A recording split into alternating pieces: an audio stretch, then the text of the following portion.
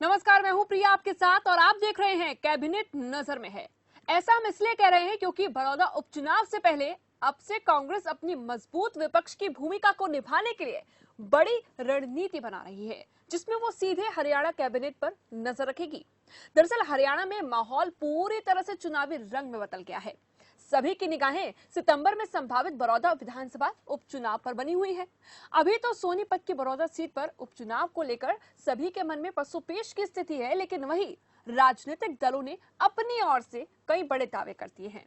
सियासी हमलों के बीच कांग्रेस नई रणनीति लेकर तैयार है और ऐसे में बार बार कह रही है कि हम इस नई रणनीति के साथ अब कोशिश करेंगे कि कैबिनेट पर नजर रखी जाए, जिसमें अब वो मनोहर मंत्रिमंडल पर सीधी नजर बनाए रखने की बात कह रही है, वो भी शैडो कैबिनेट की मदद से। क्या है शैडो कैबिनेट और बड़ौदा उपचुनाव में इसके कितने मायने हैं, ये भी हम आपको बताएंगे। लेकिन उससे पहले सुनिए पूर्व सीएम और सीएम के बड़ौदा उपचुनाव को लेकर तंज।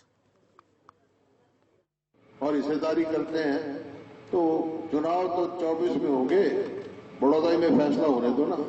मुख्यमंत्री जी भी लड़ लेते हैं, मैं भी लड़ लेता हूँ, यहाँ से बड़ौदा के लोग फैसला कर लेंगे। आपका सीधी चुनौती है क्या सीएम को कि मैं भी उतरूंगा? उन्होंने कहा हाँ, अगर वो उतरे मैं उतरूंगा। फैसला हो जाएगा तो लोग फैसला करेंगे। अगर ऐसी बात है, लेकिन मेरा कहने का मतलब है इतने जिम्मेवार पद पर बैठकर ऐसी प्रलोभन देना उचित नहीं है। भाई हिस्सेदारी चाहिए तो वोट दे दो, नहीं तो वो हरियाणा के मुख्यमंत्री भाई, कांग्रेस चुनाव लड़ेगी, यहाँ से जीतेगी। देखिए वो हुड्डा क्या कहेगा क्या नहीं कहेगा, वो तो वहां के लोगों से हम बात करेंगे, जैसे करेंगे वैसे करेंगे। आखिर राजनीति उनको करनी आती, हमको करनी नहीं आती क्या?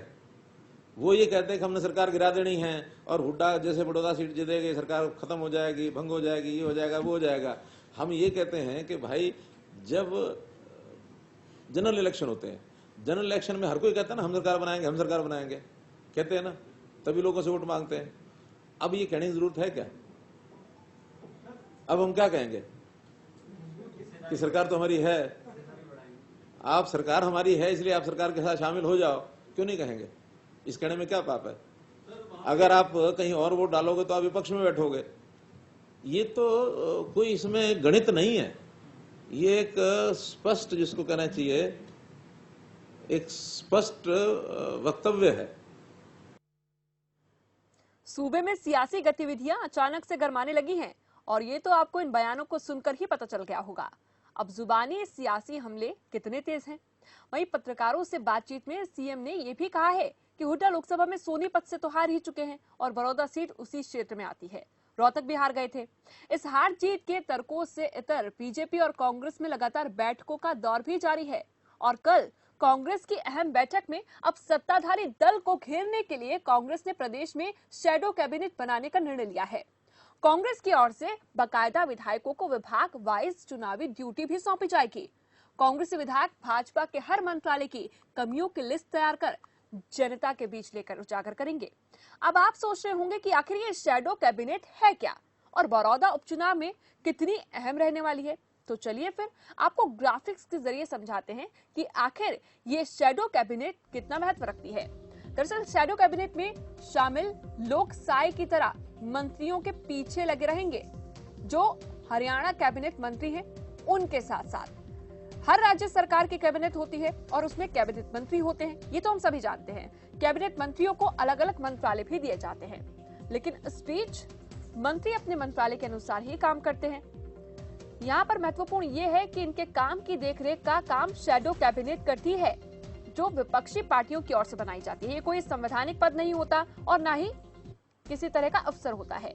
शैडो कैबिनेट ये शब्द ब्रिटिश संसद का है, क्योंकि शैडो कैबिनेट शब्द आया कहां से ये जानना जरूरी है। वहां पर शैडो कैबिनेट में विपक्षी पार्टी के नेता शामिल होते हैं। ये नेता ऐसे विशेषज्ञों की तरह काम करते हैं जो विभागों के कामकाज की निगरानी करते हैं। विपक्ष सत्ता पक्ष के नेताओं के कामों का पूरा ब्यौरा रखते हैं और सरकार से उसकी नीतियों और फैसलों पर सवाल भी करते हैं। अब ऐसा नहीं है कि शैडो कैबिनेट हम हरियाणा में पहली बार सुन रहे हो, क्योंकि इससे पहले छत्तीसगढ़ में और महाराष्ट्र की अगर हम बात करें तो मनसे ने भी हाल ही में शैडो कैबिनेट का निर्माण किया था।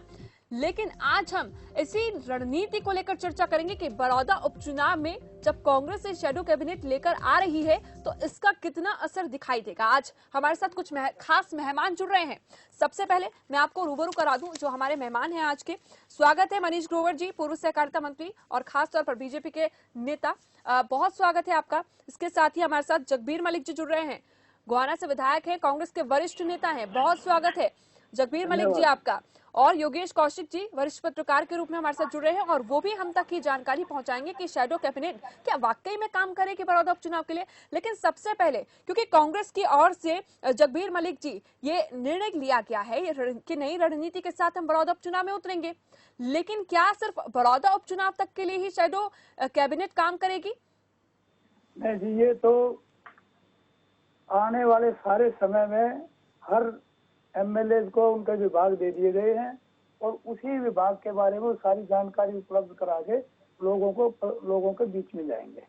तो हर विभाग की जो है पूरे जब तक ये सरकार कितने साल चलती है नहीं चलती है, इसके बाद जब तक ये शैडो कैबिनेट काम करेगा। राजनीतिक विश्लेषक जुड़े हुए हमारे साथ योगेश कौशिक जी, माफ कीजिएगा क्योंकि इस वक्त वरिष्ठ पत्रकार नहीं राजनीतिक विश्लेषक के रूप में वो हमारे साथ हैं। और जगबीर मलिक जी, आपने जैसा कि कहा कि सभी को विभाग बांट दिए गए हैं, सभी जो पूर्व मंत्री रहे हैं, जो नेता रहे हैं, ऐसे में ये जानकारी क्या मिल पाएगी कि किसको क्या विभाग दिया गया है जिसे निगरानी रखी जाएगी, और क्या सभी गोपनीय जो चीजें होंगी वो भी आप तक पहुंचती रहेंगी? देखो, मेरे पास सिर्फ एग्रीकल्चर है जो मुझे मिला है, तो मुझे एग्रीकल्चर के बारे में तो मैं बता सकता हूँ, ये महकमा मेरे पास है। और इसके बारे में जो लोगों से कलेक्ट होगा, फील्ड में जो हालात होगी वो लोगों के सामने लेकर जाएंगे, इलेक्शन में भी और उसके बाद। ठीक है, मैं इस वक्त क्योंकि हमारे साथ मनीष ग्रोवर जी भी जुड़े हुए हैं, अगर मैं बात बीजेपी की करूं बड़ौदा उपचुनाव को लेकर, देखिए बहुत महत्वपूर्ण मनीष ग्रोवर जी ये सीट है और क्योंकि हम लगातार चर्चा इसी पर कर रहे हैं कि नाक का सवाल भी लगातार ये सभी पार्टियों के लिए बना हुआ है। लेकिन मनीष ग्रोवर जी, जो नया एक रणनीति है, नई रणनीति जो कांग्रेस की ओर से अपनाई गई है शैडो कैबिनेट के तहत, अगर हम देखें तो क्या उसके बीच अब बीजेपी भी ये समझ रही है कि फूक फूक कर कदम आगे रखने होंगे? हाँ प्रिया जी, अभी आपने कांग्रेस का शैडो कैबिनेट के बारे में चर्चा की। 2 दिन पहले ही इन्हीं के नेता का बयान आया था। क्या मनोहर लाल जी भी चुनाव लड़े, चौधरी भूपेंद्र सिंह भी चुनाव लड़े तो उसका पता लग जाएगा। परंतु अगर इतनी दमदार है चौधरी भूपेंद्र सिंह की ताकत, तो शैडो कैबिनेट बनाने की क्या जरूरत पड़ी थी? तो मनोहर लाल को चैलेंज करने की क्या जरूरत पड़ी थी? इनके पास तो अकेले में ताकत चौधरी भूपेंद्र सिंह हुड्डा के पास है। जो इनको शैडो की इन्होंने अभी बताया कि हमारे बड़े भाई जगबीर मलिक जी तो एग्रीकल्चर डिपार्टमेंट भी इनको मिला है। तो चौधरी भूपेंद्र सिंह तो किसानों के मसीहा हैं, पूरे हरियाणा के अन्नदाता हैं, लोगों को किसानों का पेट भरते हैं, किसानों की जमीन सस्ते भाव में रियल एस्टेटों को बेच देते हैं, सोनिया गांधी के दामाद को बेच देते हैं। ये तो एग्रीकल्चर इनके पास है। शैडो की जरूरत के ये ताकतवर है। ताकतवर के सामने एक सरकार जहां सोनीपत लोकसभा हमने जीती, रोहतक लोकसभा जीती, और इतना इनको घबराहट होगी, इनको शैडो कैबिनेट बनाने की जरूरत पड़ गई। और बड़ौदा उपचुनाव जैसे जींद का हमने उपचुनाव जीता है, ऐसे हम बड़ौदा विधानसभा में हम उपचुनाव जीते। मनीष जी, मैं ये सवाल जरूर लूंगी क्योंकि इस वक्त कांग्रेस के नेता भी, वरिष्ठ नेता भी हमारे साथ जुड़े हुए हैं, जगबीर मलिक जी, ये सवाल मैं उनसे जरूर लूंगी। लेकिन मैंने जो सवाल किया कि और खास तौर पर आपने भी जो बात कही कि आखिर क्यों आवश्यकता पड़ गई, तो ऐसे में शैडो कैबिनेट के जरिए अगर नजर रखी जाती है बीजेपी के सभी खास तौर पर मंत्रियों पर, सभी विभागों पर, तो क्या इससे बीजेपी को भी कहीं से कहीं तक दिक्कत होने वाली है? ये मैं आपसे जरूर जानना चाहूंगी। मैडम प्रिया जी, आपका सवाल ठीक ढंग से आ नहीं पा रहा, कट कर आवाज सफाई आ नहीं रही साहब, आवाज साफ नहीं मिल पा रही है आपको? हाँ, एक बार रिपीट थोड़ा सा दोबारा। अब मिल रही है मेरी आवाज आपको साफ? जी मिल रही। मैं यही आपसे जानना चाहूंगी क्योंकि पहले भी मेरा यही सवाल था जिसमें खास तौर पर आपने एक और सवाल किया, वो मैं जरूर लूंगी जो कांग्रेस के वरिष्ठ नेता जुड़े हमारे साथ उनसे। लेकिन मेरा ये सवाल है कि क्या इस शैडो कैबिनेट के बनने के बाद अब बीजेपी को ऐसा लग रहा है कि उसको फूक फूक कर आगे कदम रखने होंगे? नहीं, हमें इनसे घबराने की जरूरत नहीं है।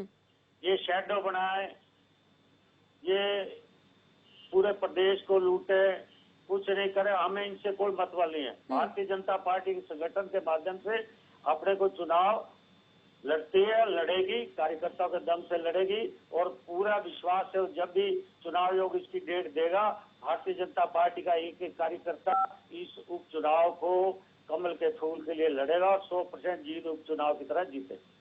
जगबीर मलिक जी, सवाल क्योंकि मनीष जी ने भी किया ये, और ये सवाल सभी के मन में है कि अपनी पारंपरिक सीट बचाने को लेकर ही क्या शैडो कैबिनेट बनाने की आवश्यकता पड़ी है? आखिर क्यों जरूरत पड़ी शैडो कैबिनेट की, जब मजबूती के साथ लगातार ये दावा कर रही है कांग्रेस की हम जीतेंगे सीट? सरकार चलेगी तब तक इसके खिलाफ जो है पूरा लोगों को अवगत कराएंगे। और मैं समझता हूँ मनीष जी अपनी उससे आगे निकल गए अच्छे। जो भ्रष्टाचार की बात ये की तो मेरे ख्याल में कुंडू साहब ने जो आरोप लगाए थे 3000 करोड़ के, वो ये भूल गए जहाँ कहाँ वो ढंग से ये हुआ इस बीजेपी सरकार में। इनको इस प्रकार के एलिगेशन नहीं लगाने चाहिए चौधरी भूपेंद्र सिंह हुड्डा पे। ये तो मानेसर लैंड डील में चार्जशीट फाइल नहीं हुई और कौन सी बात करेंगे। तो इसलिए इस टाइप में ना आके सिर्फ मुद्दे पर आए। आप इलेक्शन की बात करना चाहिए, इलेक्शन की जगह भ्रष्टाचार की बात कहोगे तो इतने भ्रष्टाचार इस प्रदेश में हुए हैं। इस कोरोना के साए में भी इतने भ्रष्टाचार हुए जिनकी गिनती नहीं लगा सकती। तो अकेले 3000 करोड़ का तो बलराज कुंडू जी ने लगाया, उसका जवाब नहीं सीएम को आया। तो इन बातों को छोड़ के आप इलेक्शन पर लड़े। अब लोग बताएंगे कितना भारी भ्रष्टाचार आज किसान का जो अनाज बिका है, आड़तियों के साथ जो हुआ है, कितना भ्रष्टाचार इन मंडियों में हुआ है, ये जो है किसी से छुपा हुआ नहीं है। अब भ्रष्टाचार पे न जाए, इतना भ्रष्टाचार तो कभी नहीं। जहाँ चौधरी भूपेंद्र सिंह हुड्डा को लगाते इन्होंने सब दम लगा लिया, सब कोशिशें कर ली। अब किसी न किसी तरह उनको बदनाम किया जाए, लेकिन कहीं कुछ मिला? किसी अदालत में, किसी इन्वेस्टिगेशन में कुछ नहीं। और इनके लगाए हुए, इनके पास, मेरे पास तो इतने सबूत हैं कि मैं इनको गिनाने लगूं तो बहुत टाइम लग जाएगा, शुरू से लेकर आखिर तक। तो इसलिए इनकी ना करें, इलेक्शन पर बात करें। इलेक्शन 100% लगातार 3 बार चौधरी श्री कृष्ण हुड्डा जी जीते।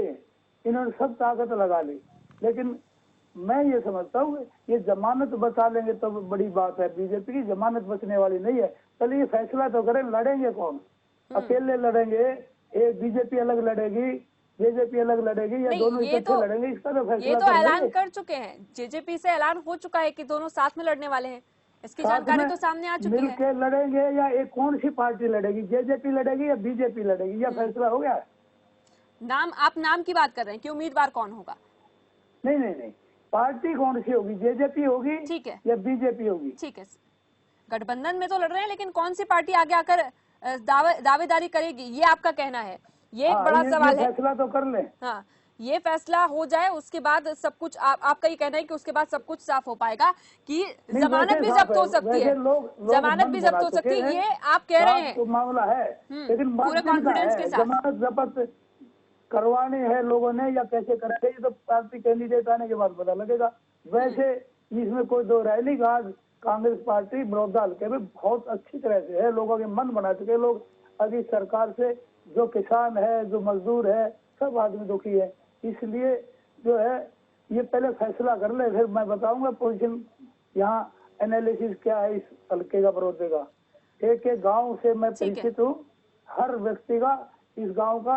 ये बड़ौदा हल्का जो है बहुत अच्छा हल्का है। चौधरी भूपेंद्र सिंह हुड्डा को, दीपेंद्र हुड्डा को खूब मानता है, और मेरे ख्याल में हालात बहुत अच्छे रहेंगे कांग्रेस के इस हल्के में। योगेश जी, क्योंकि हमारे साथ लगातार जुड़े हुए राजनीतिक विश्लेषक हैं योगेश कौशिक जी, क्योंकि आपके पास आते हुए सबसे पहला सवाल तो मेरा यही रहेगा कि शैडो कैबिनेट को खास तौर पर बड़ौदा उपचुनाव के मद्देनजर किस तरह से देखा जाए? क्या ये शैडो कैबिनेट सच में कोई असर डालने वाली है इन चुनावों पर? क्योंकि हम छत्तीसगढ़ की बात करें, जहां पर कांग्रेस ने ही शैडो कैबिनेट बनाने का फरमान रखा था, उसके बाद मनसे ने महाराष्ट्र में हाल ही में शैडो कैबिनेट बनाई, उसका कोई ज्यादा असर देखने को नहीं मिला, क्योंकि ना तो ये संवैधानिक पद होता है, और इस बीच जब हम गोपनीयता की शपथ की बात करते हैं, जो मंत्री लेते हैं शपथ लेते हुए, उस बीच गोपनीयता इतनी रहती है कई कामों के बीच, तो क्या इसका कोई असर पड़ने वाला है आने वाले दिनों के लिए? सबसे पहले मेरा सवाल यही है आपसे। जी देखिए, मेरा मानना ये है कि जो भी ये शैडो कैबिनेट की बात हो रही है, ये पॉलिटिकली पहले ही जो भी अपोजिशन पार्टी होती है वो पहले ही डिसाइड कर लेती है। जैसे ही सरकार के चुनाव हुए, उन्होंने अपनी कैबिनेट बनाई और दूसरी साइड में जो अपोजिशन पार्टी है वो अपनी ऑलमोस्ट अपने डिपार्टमेंट्स को डिवाइड कर लेती है कि आपको स्पेशली इस पे ध्यान देना है, आपको इस पे ध्यान देना है, आपको इस पे ध्यान देना है, और वो ड्यूटी भी बनती है अपोजिशन की। नंबर 1। नंबर 2, मेरा मानना ये है कि ग्रोवर साहब को इस बात पे नाराज नहीं होना चाहिए, बल्कि खुश होना चाहिए कि कोई तो आदमी होगा जो आपकी कमियां उजागर कर सके। और ये एक डेमोक्रेटिक एटीट्यूड उन्हें शो करना चाहिए कि हाँ, जो आज आप बात कर रहे हैं कैबिनेट शेडो की, ये आपको पहले दिन ही हमें बताना चाहिए था कि जी आपके एक्स से ये सवाल करेगा और वाई से ये सवाल करेगा। और ये बहुत एक अच्छी प्रथा है, आज की नहीं है, ये बहुत पुरानी है। बिल्कुल। और मेरे हिसाब से डेमोक्रेसी में ये बहुत जरूरी है।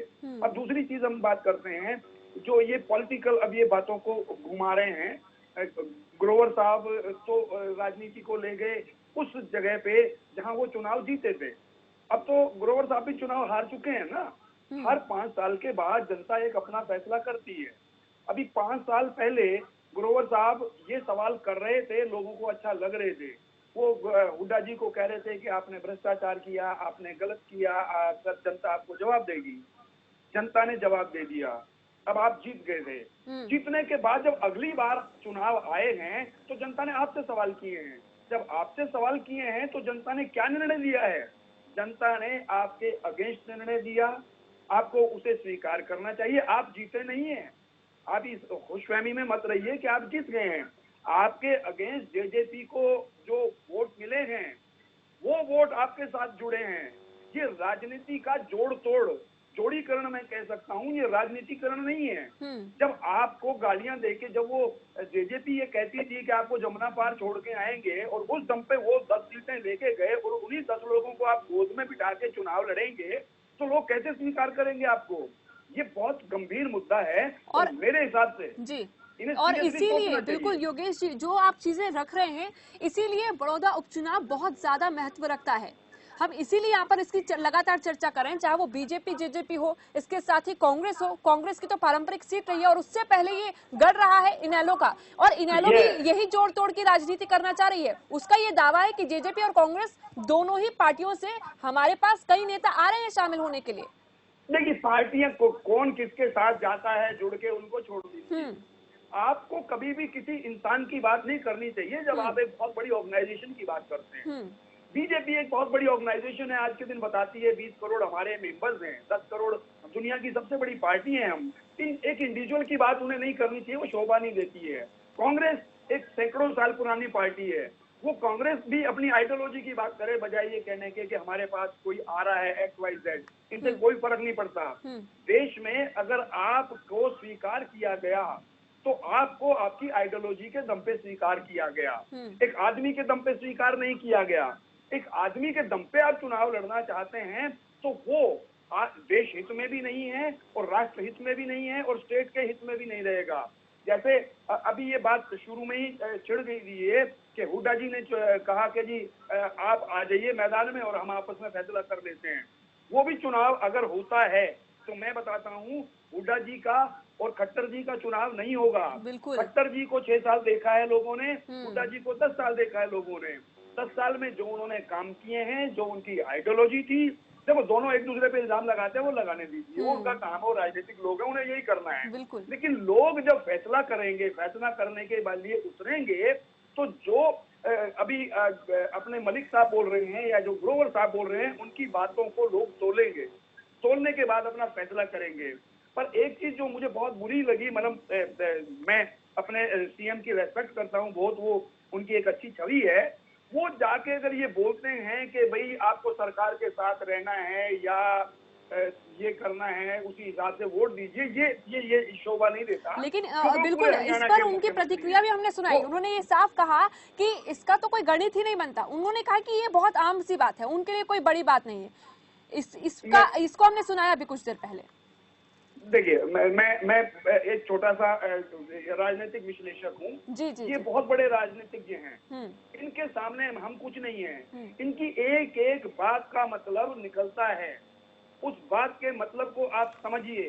जो खरीद फरोख्त होती है उसे उसे क्या ये कभी खरीद फरोख्त का नाम देते हैं? जब सरकारें गिरती हैं, अगर जैसे मैं आपसे बात कर लूं, जेजेपी क्या कह के इनके साथ आके मिली थी कि जी हम कल तक आपको गाली दे रहे थे, आज आप बड़े अच्छे लोग हो गए हैं।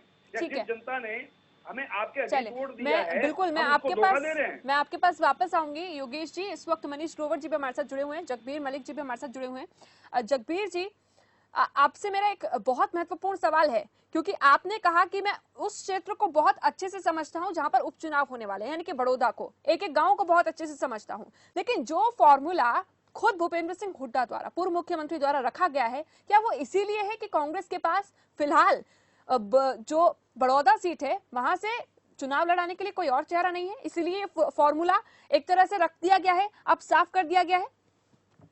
कौन सा फार्मूला रखा है जी? क्योंकि भूपेंद्र सिंह हुड्डा ने खुद कहा कि मैं यहाँ से चुनाव लड़ता हूँ, सामने से मुख्यमंत्री आ जाए। नहीं, ये है ना कि जो ये कहते हैं हमारी गवर्नमेंट बहुत पॉपुलर है, बीजेपी ने ये काम किया है, वो काम के दम पे जो है हुड्डा साहब भी कहते हैं अपने काम किया तो आप मैदान में आओ, हमने काम किया तो मैं मैदान में आता हूँ, तो फैसला कर देंगे। सारे इनका कामों का फैसला हो जाए, किसने किसके लिए काम किया, किसानों के लिए किसने किया है, कर्मचारियों के लिए किसने किया है, और छोटे दुकानदार गरीब आदमी के लिए किसने काम किया है, ये स्पष्ट हो जाए, इससे फैसला ही हो जाएगा। आपने बढ़िया काम किया हुआ तो आप जीत जाओगे, हुड्डा साहब ने बढ़िया काम किया हो तो हुड्डा साहब जीत जाएंगे, इसका फैसला हो जाएगा। इसमें कोई ऐसी बात नहीं है कि कोई चेहरे वाली बात, चेहरा तो हुड्डा साहब किसी को दे देंगे, वो तो नाम हुड्डा साहब के काम के नाम पर वोट मिलेंगे।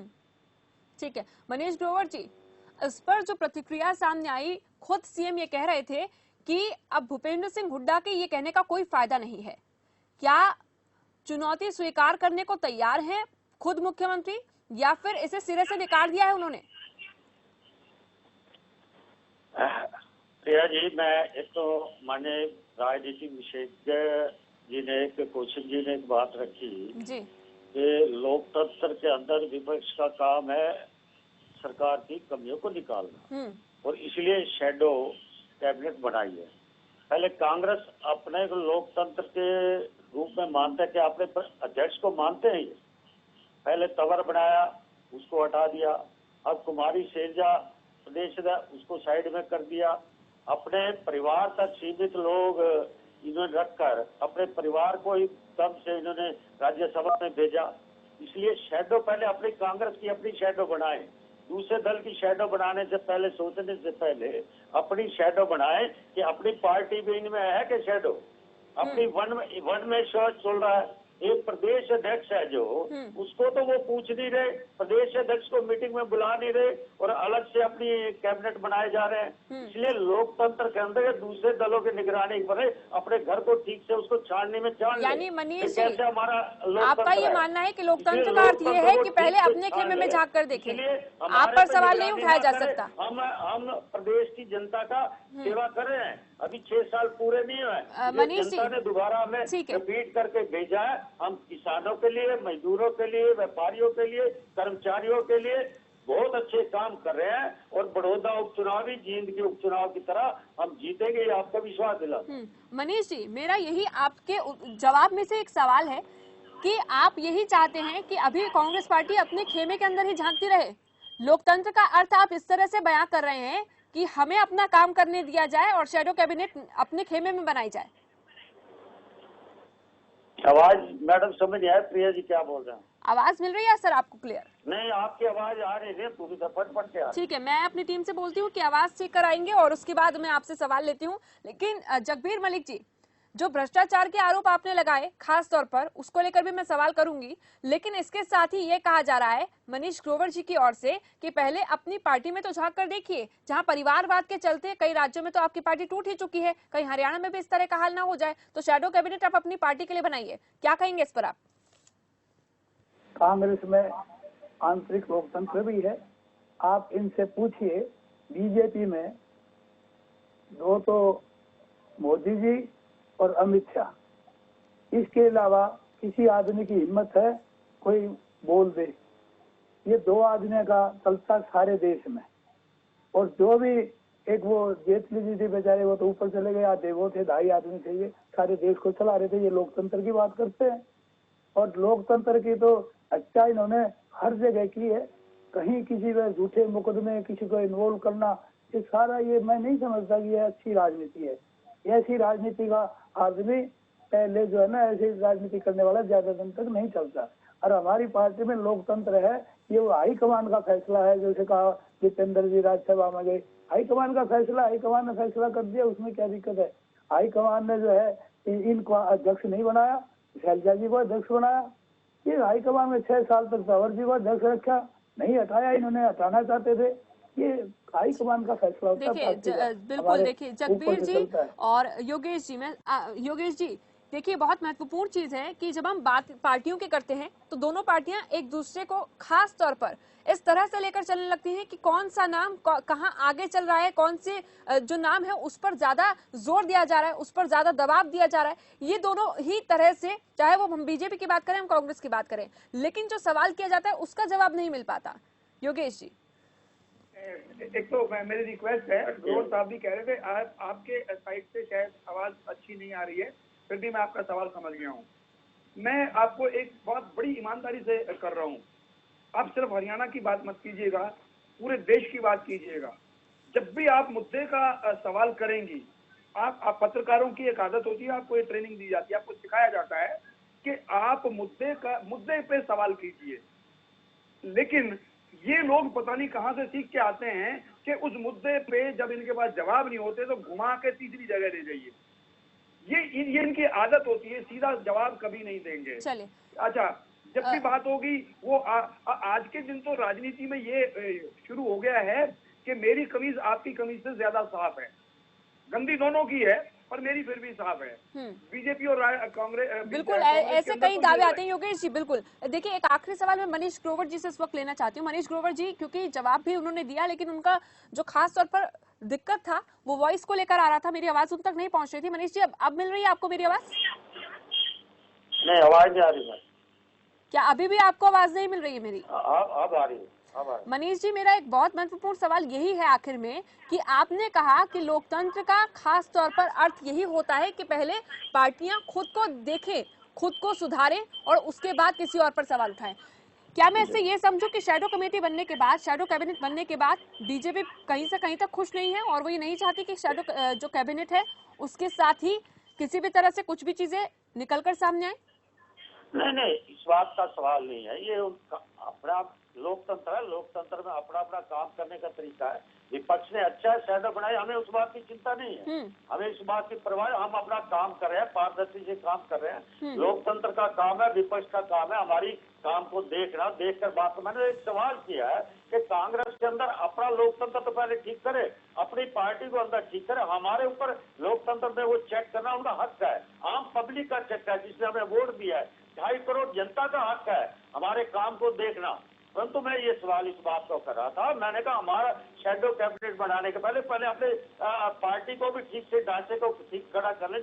प्रदेश अध्यक्ष की फोटो नहीं होती, इनके जिला अध्यक्ष की फोटो नहीं होती, इसलिए शैडो बनाए तो पहले अपने लोकतंत्र उसको बनाए ना जी।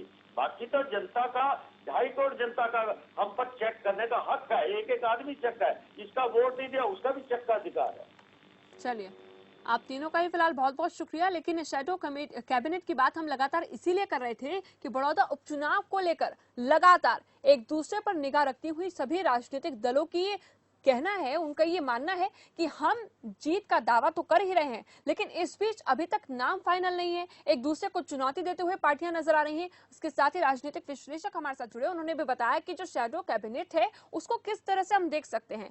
कांग्रेस का ये कहना है कि ये सिर्फ बड़ौदा उपचुनाव के लिए नहीं है, बल्कि अब 5 सालों तक लगातार ये शैडो कैबिनेट नजर रखेगी और पक्ष विपक्ष में इसी कैबिनेट, खासतौर पर शैडो कैबिनेट के जरिए और हमले भी होते हुए नजर आ सकते हैं आने वाले दिनों में। देखना ही होगा कि बड़ौदा उपचुनाव को लेकर आगे आने वाले दिनों में क्या क्या हो सकता है। फिलहाल चलिए इस चर्चा में बस इतना ही, दीजिए इजाजत, नमस्कार।